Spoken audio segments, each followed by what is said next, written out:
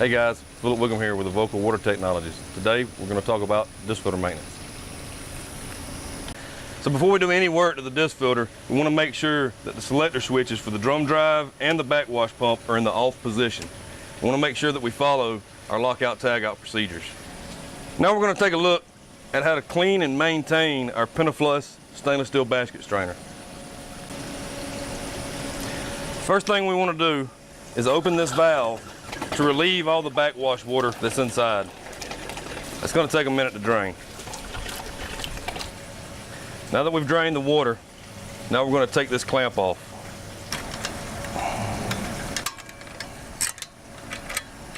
We want to make sure that we hold the bottom piece when we're taking this clamp off, because all that gets removed in one piece. There's a gasket. We want to make sure that we maintain it as well. So we're going to remove a nut which holds the basket strainer in place, and then the basket strainer will come off. It'll slide out of the canister. So here's what your strainer element looks like.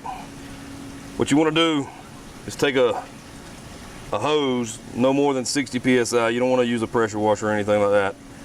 Hose it off from the outside, rinse the inside off. Once you've got it good and clean, put a little lubricant, some Dial 111 or something similar, on the O-ring, and then put it back in place. Put it back in place, we just reverse the steps. The canister slides up, then we put the nut back on. And once it's tight, then we can reassemble this. Before we put this back on, we want to make sure we rinse it out real good as well.